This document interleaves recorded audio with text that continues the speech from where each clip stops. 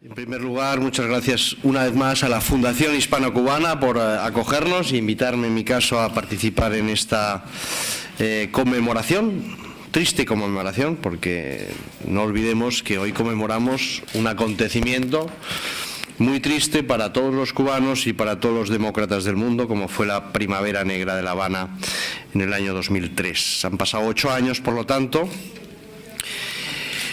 y los años no pasan en vano. Han pasado de todo. Aquí cada uno ha contado anécdotas. Yo lo que puedo decir es que hace 8 años no utilizaba gafas para leer, por lo tanto el tiempo también pasa para mí. Pero sí que quiero recordar mi primer viaje como diputado. Yo me dedicaba a mis quehaceres diplomáticos y en el año 2002 decidí asumir un compromiso político y en el año 2004 fue elegido por primera vez diputado nacional. Estábamos en la oposición entonces. Y mi primer viaje al extranjero como diputado español fue a Cuba. No fue el viaje en el que fui expulsado en frontera, sino fue un viaje que yo nunca olvidaré. Entre otras cosas, conocí a la maravillosa señora que tengo a mi izquierda, a Blanca Reyes. Ese viaje conseguí entrar en la isla. Había pasado un año prácticamente de la Primavera Negra y mi trabajo consistió en acercarme a la gente que estaba sufriendo la represión de una forma más cruda y que no era otra que los parientes, mujeres de algunos de los presos políticos que llevaban un año en la cárcel. Entre otras, Blanca Reyes, su marido estaba en la cárcel entonces, y fuimos a verla a su casa, intentando escaparnos de la policía política cubana que intentaba seguirnos los pasos. Y recuerdo ahí que tomamos unas pizzas y unas cervezas Bucanero, viendo desde tu piso los tejados, las techumbres de La Habana Vieja. Un recuerdo y una imagen que yo tengo grabada para el resto de mis días.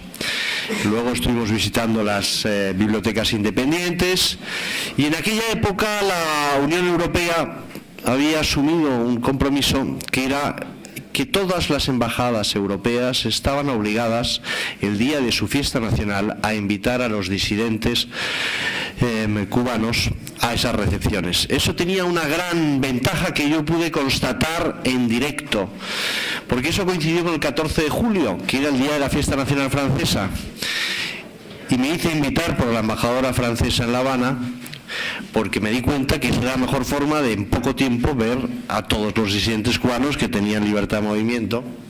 Y efectivamente, en los jardines de la residencia de la embajadora de Francia en La Habana, pues conocí personalmente a muchos de los disidentes que vosotros conocéis, entre otros a Osvaldo Payá.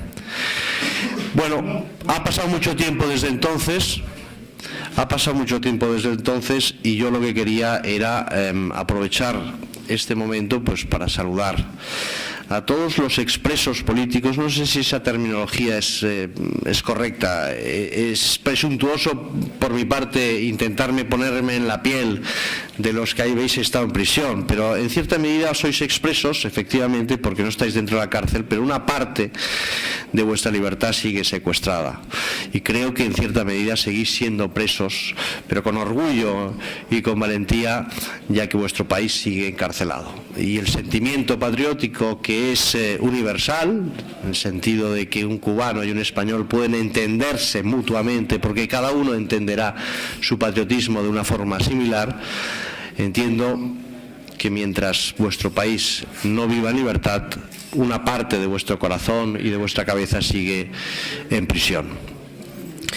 A las damas de blanco que nos acompañáis, especialmente a Blanca Reyes y a Elsa, cuyo testimonio a mí me ha conmocionado y me ha llegado al corazón, porque son testimonios que surgen de la cruda realidad, ¿no? Son relatos reales que superan la ficción y que deben inspirar, yo creo, aquellos que nos movemos por unos ciertos ideales como son la libertad, la defensa de los derechos humanos y la democracia. Gracias, Elsa, por tu testimonio.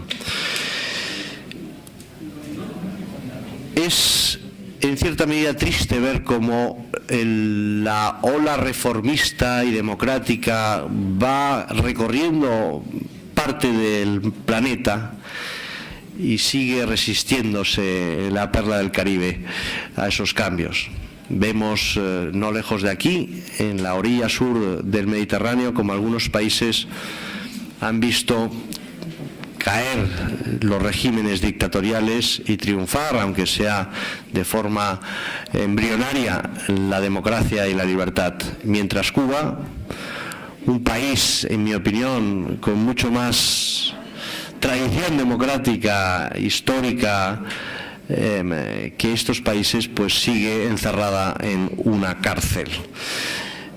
Y hemos visto como la atención de la opinión pública internacional, de una forma casi caprichosa y empujada por la urgencia de la actualidad, del periódico que se vende al día siguiente, del flash informativo en Internet, esa ansiedad de consumir noticias hace que exista un cierto contraluz informativo y el drama cubano pues se vea, por lo menos momentáneamente, tapado por la actualidad de otros acontecimientos, ya sea Japón, ya sea Libia. Por lo tanto, nuestro deber en el Partido Popular, lo tenemos claro, como demócratas, es que no caiga en el olvido, que la urgencia y la importancia de otros acontecimientos internacionales no eclipsen una realidad que sigue siendo dramática y que debe empujarnos a activar y estimular nuestro compromiso por la defensa de su liberación, es decir, de Cuba. Como decía, otros dramas pueden eclipsar la realidad cubana en términos informativos, pero la realidad sigue siendo la misma, no hay transición. Pero sí que hay algunos elementos de la actualidad que nos permiten rescatar la urgencia y el drama cubano, como por ejemplo las declaraciones de los hermanos Castro y de Fidel Castro en este caso, intentando rescatar y echarle un cable al coronel Muammar el-Gaddafi mientras se dedica a ejercer la violencia indiscriminada contra su propio pueblo. Estos primos hermanos que son Gaddafi y los hermanos Castro ha quedado reflejado y quedará en los anales de la historia ese patético recurso a la complicidad política truculenta entre dictadores en estos albores del siglo XXI. Yo creo que esa relación fraternal entre Gaddafi y Castro, incluso Hugo Chávez, les ha situado para siempre en el lado oscuro de la historia y así quedará reflejado. Pero el problema es que Cuba sigue inmersa en una dictadura y nuestro deber, nuestra labor es plantearnos cada día qué podemos hacer. Supongo que es lo que os planteáis vosotros desde vuestro sentimiento puro de cubanos en semilibertad. Y desde el Partido Popular esa pregunta pues nos la hacemos, ¿no? Nos la hacemos y obtenemos algunas respuestas que a mí me gustaría trasladaros aquí. No hay varitas mágicas, no hay soluciones, pero sí, entre otras cosas, recordar y repetir lo que está ocurriendo. Como decía Elsa, todavía quedan presos, 3 presos políticos de la Primavera Negra, José Daniel Ferrer, Librado Linares y Félix Navarro, pero quedan 11 millones más de presos dentro de la isla. También es bueno recordar, así lo hicimos el Partido Popular, el aniversario de la muerte de Orlando Zapata Tamayo, que se produjo no hace demasiadas fechas, el 23 de febrero de 2010. También es bueno recordar los avatares que vive nuestro amigo Guillermo Fariñas, que es detenido un día sí, un día también. La lucha sigue, la lucha continúa y hay buenas noticias también. Óscar Elías Vicet, un cubano corajudo, negro cubano, amante de la libertad, ha salido de la cárcel, sigue en Cuba. Veremos lo que ocurrirá, pero yo creo que el testimonio de Óscar Elías es muy importante también. Y entonces, en ese ejercicio de preguntarnos qué podemos hacer, yo lo siento mucho, pero voy a ser muy claro y quizá un poco crudo. Desde fuera, desde España, desde Europa, y no soy electoralista en estos momentos, simplemente digo lo que pienso. Un cambio político en España puede ayudar a un cambio político en Cuba. Sinceramente, lo digo porque lo pienso. Y en esta sala hay alguien que estoy convencido que coincide conmigo y al que yo respeto mucho. A veces tenemos nuestras diferencias, pero yo creo que también merece ser mencionado, que es el vicepresidente del Parlamento Europeo, nuestro vicepresidente Alejo Vidal Quadras, que nos acompaña aquí. Y creo que coincidirás conmigo, Alejo, en que un cambio político en España supondrá un cambio de política europea hacia Iberoamérica. Un gobierno popular comprometido con la libertad y la democracia, un gobierno que haga de la promoción de los valores democráticos españoles un elemento sustancial, parte de ese tuétano político que debe inspirar su política exterior, la política exterior de una España moderna del siglo XX, siglo XXI, ayudará a que el cambio en Cuba se acelere. Yo creo que eso es algo importante y yo trabajo cada día para eso. Un gobierno comprometido con la libertad en Cuba, en España, quiere decir una Unión Europea comprometida con la libertad en Cuba. Y eso quiere decir que Europa entera, con España a la cabeza, podría acelerar y concertar internacionalmente un movimiento que hiciese ya imposible la supervivencia del régimen. Una vez más, lo que medirá el éxito o el fracaso de esta lucha es el tiempo. Y ahí yo quiero ser muy claro. Creo que la urgencia del cambio es evidente. Me encuentro con gente que puede compartir el análisis o el compromiso, pero dice hay que ir con calma, hay que establecer un diálogo lento, hay que darle tiempo a los sectores reformistas del régimen y del Partido Comunista, lo cual para mí es un oxímoron, pero en todo caso hay mucha gente que se resiste a la aceleración del tiempo para que la libertad triunfe en Cuba.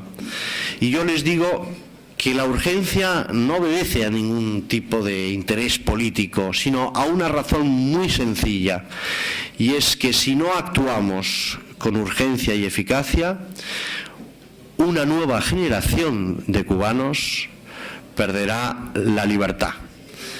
No podemos permitirnos que otra generación de cubanos viva 10 años más esperando a que el Diplodocus y el tiranosaurio Castro muera en la cama. No es ese el tiempo político que espera la juventud cubana, sinceramente. Y en ese sentido quiero lanzar un mensaje de esperanza, de ilusión por un futuro en libertad, precisamente pensando en aquellos jóvenes cubanos que se pasean y deambulan sin trabajo, sin horizonte en las calles de La Habana o de Santiago, y decirles que fuera hay mucha gente que quiere darles una oportunidad. Y por eso creo que el cambio político en España es el principio del cambio político en Cuba. Sinceramente lo creo. Siempre respetando la soberanía del pueblo cubano, pero siempre abriéndoles la ventana de la libertad.